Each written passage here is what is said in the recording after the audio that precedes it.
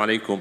أريد أن أشكر البروفيسور العبادي لدعوتها لنا إلى هذا المؤتمر العظيم، وأتمنى أن تكون هذه القراءة قراءة ممتعة إلى الجميع. Thank you for all.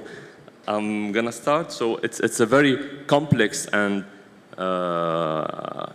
subject, the spinal deformity in adults, especially in neurosurgery, but because we knew before that this was a real subject which was treated by orthopedics, and now more and more of neurosurgeons take care of lung deformities, especially in adult people.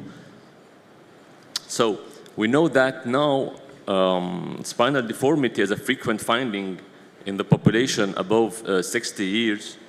It could be treated by a spine surgeon, ortho or neuro, but it's mandatory to have a training and a good compagnonnage in order to learn planification and execution of surgery to optimize its results while decreasing its risks. I started this learning when I organized the round table about the scoliosis in Vienna in 2011, and we have neurosurgeon and orthopedics at that time, and we did a round table about scoliosis. Our series, it's about 55 patients, predominance of lumbar curvature, history of surgery in 14 patients. 52 patients had mechanical radiculopathy, 17 patients had frank osteoporosis, and 7 patients had chronic cortisone intake. So what about surgery? All surgeries went from posterior approach, multi-level decompression, posterior instrumentation, iliac fixation, with T-lifts, PSOs, SPOs, and the use in some patients of inductose. Clinical assessment pre- and post-operative was done with the ODI, SF36, VAS, lumbar, and radicular. Radiological analysis was done in all the patients on full standing, full spine EOS, which is an X-ray which can take AP and lateral X-rays at the same time from the head till the feet. So we see here EOS X-rays which showed the whole patient from head to toe, and then we can concentrate on the spinal deformity. So all patients had the measurement of the angles, all the angles of the spine and the pelvis. They had also MRI and or CT scan pre-op. In post-operative period, they had full spine post-op EOS, as you see, and in some cases when we had complication, they had also post-operative CT scan. So we were talking about angles, and those angles are very important to know. So the pelvic incidence in that angle in red, the pelvic version or pelvic tilt at that angle in black, and the sacral slope at that angle in blue. And the formula, the magic formula that we all know, it's PI equals SS plus PT. So when we have a patient with a spinal deformity, we have all the X-rays, coronal and sagittal. The sagittal analysis will go, to analyze the position of the head, to position the head par rapport to the pelvis, I'm sorry, okay? So we have at the left side the theoretical angles, and then we're gonna be able to measure those angles which are actually, and we see in that picture that the lumbar lordosis is in depth of about 30 degrees, and it's not compensated by the thoracic kyphosis, which is increased. So that's why we see the head, which is far lateral from the pelvis in this case. We do also flexible X-rays in lateral left and right to see how the curve is flexible or not. It's important in order to see what surgery we're gonna do, how many releases we should do. We do also MRIs to see the exact places of the compression. I'm gonna go fast on those topics. So as a result, we see here that all patients were operated from behind.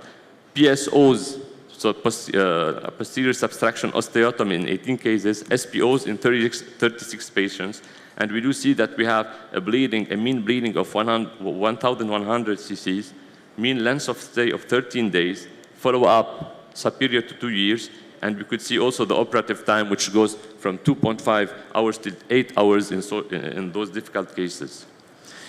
Lots of complications. The literature insists on that also because it's a very high risky surgery. We had the early complications, 14 complications in 11 patients, 5 durotomies without any impact, 2 L4 regressive paresis in 2 patients who had benefited from PSOs, 3 infections with a reduced surgery, 1 vertebral fracture in a patient who presented an infection, who was operated but with a very good result, 1 Ogilvie syndrome and 2 DVTs.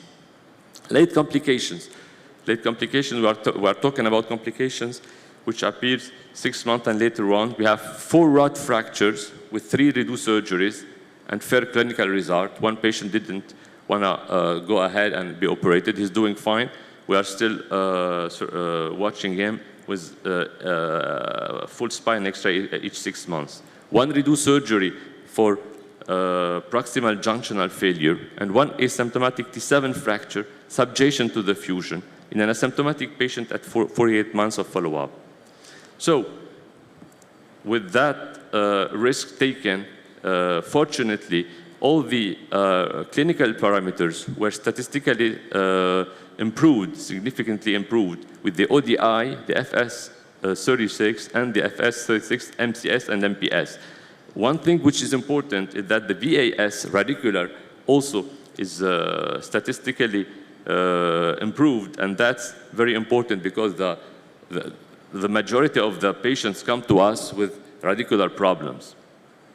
So we see that there is also statistical significant improvement in radiological parameters, mainly the 3 parameters which determine the health-related quality of life. We had SVA, PT, and the PI minus LL mismatch. And we see that all of that parameters went back to a normal or subnormal state. So we have an old and fragile population, loss of lumbar lordosis. If we can do, we go for simple decompression or short fusion in the presence of a focal stenosis and a well-balanced spine. Like in this case, we have a lady who has a left L3 choralgia, so the compression is in the L3, L4 area. We won't go and correct all the spinal deformity. We'll go and decompress on one side, on the L3, L4, do a mini T-leaf on one side, and a percutaneous fixation. The sagittal and coronal balance was not modified.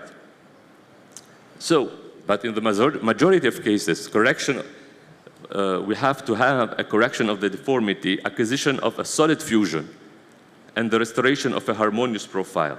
So, in a patient who has this deformity, we see that the pelvic tilt is very high, and the pelvic outlet, we see how it was before surgery. This patient had thoracolumbar kyphosis. She was operated and she fared well with a pelvic tilt now of 22 degrees and the harmonious profile. So what about PGKs? PGK is a real problem, proximal junctional kyphosis. It's mainly seen, it has been mainly seen in our experience, in our early experience, but because in the start, we tried to overcorrect everybody. And when we overcorrected those people, they did have those proximal junctional kyphosis. They were not really happy with that.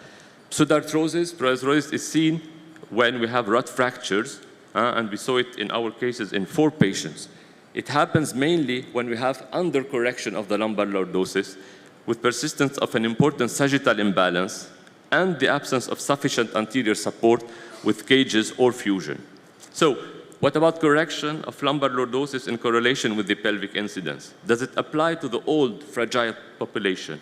We recommend to correct the lumbar lordosis to the pelvic incidence if the pelvic incidence has a mean value, plus 10 if the pelvic incidence is low, and minus 10 if the pelvic incidence is high. So here we see the proximal junctional kyphosis in this patient who was asymptomatic, and the coronal and sagittal balance was preserved. So in conclusion, it's a high-risk surgery. And we know that the law of harmony is the sister of the law of economy. So if the patient wants to have a back-free pain, we should have a very harmonious profile in order not to consume energy. And here we see Mr. Debousset, who wrote a very important book about spine surgery. And I'll be glad to invite you to go to la table ronde de la journée d'hiver de la Société française de chirurgie de rachis, qui se tient le 26 janvier à Paris en 2019, où il y a une table ronde sur les pseudarthroses dans les longs montages. Merci beaucoup.